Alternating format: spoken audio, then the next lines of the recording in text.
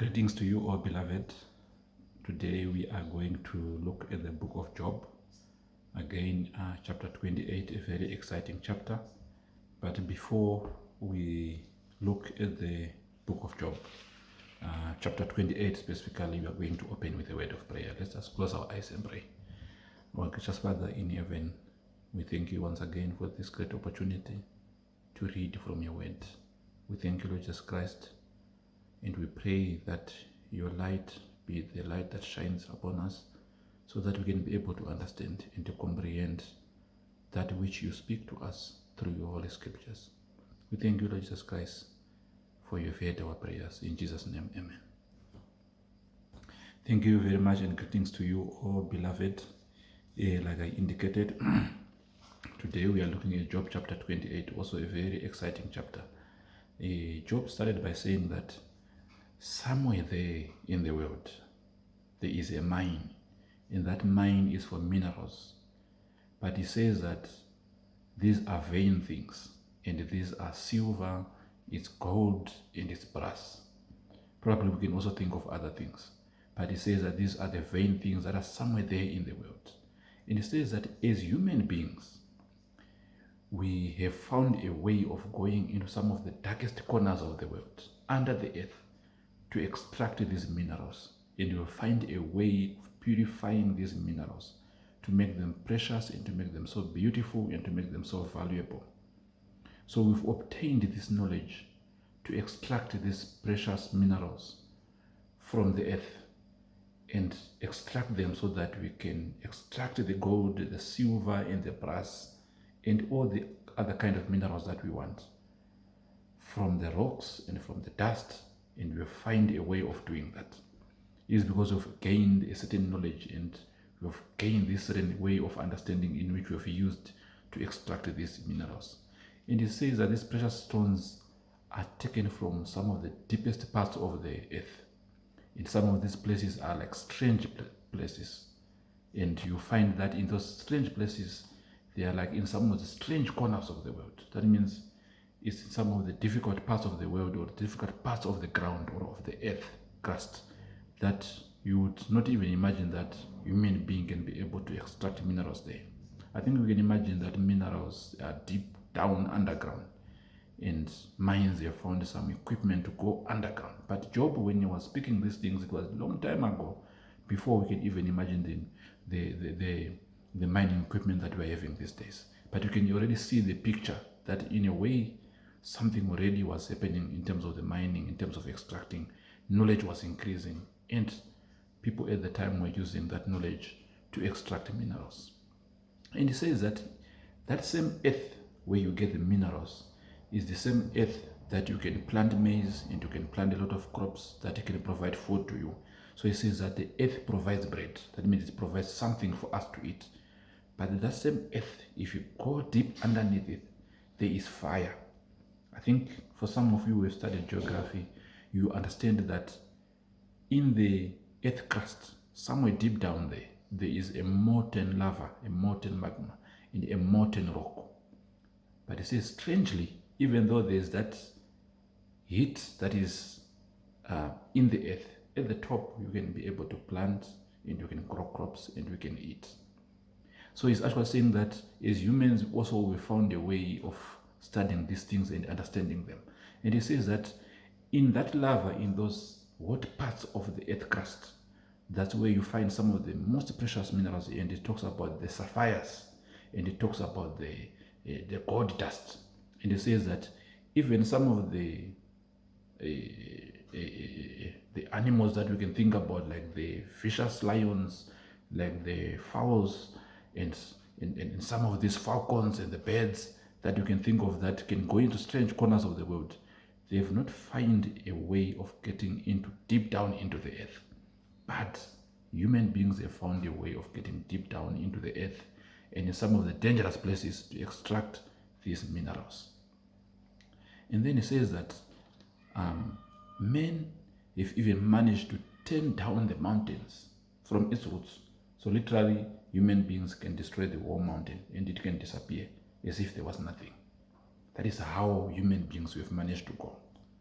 And he says that as human beings, we've actually been able to stop even the rivers. I think we can imagine we've stopped the rivers or blocked the rivers and we've made dams and lakes for ourselves. So he's saying that because of our knowledge and our wisdom that we've gained here on earth, we've been able to do some of these things that ordinarily it would have looked strange and difficult for it to be done before. But somehow, we have found a way of getting these things done. So we're able to bring some of the hidden things that are hidden deep down under the earth in strange parts of the world, in strange parts of the earth. We've been able to bring those things up from the earth. But then he says that, but in all this knowledge that you've gained, that you've accumulated, where is wisdom and understanding? That is the question that he's asking now. We've been able to do some of this nice, beautiful, and strange, and we've used our technology, especially these days. But where is wisdom and where is understanding? And he says that this wisdom and this understanding that he's talking about is the wisdom that there is not even a price for it. Remember, we talked about gold, we talked about the silver, the brass, the sapphires, and all these kind of precious minerals. Maybe these days we can talk about diamonds. There is a value and there's a price for those minerals. But knowledge and the wisdom and understanding, what is the price for it?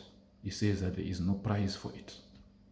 He says that these things, the Lord has hidden it from us. And he says that the price of it and the value of it is not even here in the land of the living. And he says that you cannot find it, the wisdom and the knowledge that we need, that is valueless, or that has got value that we cannot quantify. It is something that has been hidden from us. And he says that we cannot find it, but it is not even in the depth of the sea. You know, people have gone down deep in the sea and they've managed to extract some minerals, but he says that it's not even there. He says that silver and gold cannot buy it. Some of the precious minerals cannot buy it. Even the topaz of Ethiopia cannot buy it. He says that its price is even above the rubies. So he says that, so where then cometh wisdom and understanding? Then he provides an answer. And then he says that it is hidden from the eyes of the living and the foul. But here's the answer. But before he provides the answer, he also says that even destruction and death knows about this specific kind of wisdom. This is not the wisdom that you can use to extract the minerals. This is not technology, but this is the wisdom that we cannot value. Yeah. And then he says that even the devil knows about this wisdom. And it is wisdom that is so precious. It is even more precious than rubies. But then he provides the answer and says that only God knows where to find it. Only God knows how to find this specific kind of wisdom and this specific kind of understanding. And then he says that, for he can see everything from heaven. So that's why he's able to find this wisdom. He's able to identify this kind of wisdom. He can be able to identify this kind of understanding. Because God is mighty. He can see everything from heaven. From his habitation in heaven, he can see all corners of the world, all corners of the earth. And he says that this Lord and this God that we're talking about is the God that weighs the air that is surrounding us. He does not give us too much air, but he provides us with a specific measure and says, this is the air that is enough for my people. And he says that this is the water that is enough for my people. When it rains, let it rain in this measure, because this is enough for my people. If it's more than this, then it's becoming too much. So he says that this Lord is what? Is mighty. He says that even when he makes it rain, even when he provides the thunder and the lightning, he provides the right measure that is good enough for us. That is why he is able to distinguish between what is wise, what is wisdom, and what is not, and what is understanding and what is not, because he is mighty. He is greater than everything else. So he says also, Job here continues to say that only God sees wisdom and he sees understanding. He is the only one who can search it, because he is the only one who knows it. So you cannot go and Google, say, wisdom, and you find it on Google. No, you cannot find it, because you do not know it. Only God knows it. And he is the only one who can even be able to say, this is wisdom. And you cannot even boast and say, I am wise, or I know, because only God has got the measure. He has got the yardstick. that is used to measure the wisdom and the knowledge. And he says that for you men, that is for all of us now, and he says that the fear of God is the beginning of wisdom. And he says that it is wisdom. When you start to fear God, then that's wisdom. And then he continues to say that if we depart from evil, then we've got understanding. So this wisdom and this understanding that the Bible is talking about, it is only obtained through fear of God and departing from evil.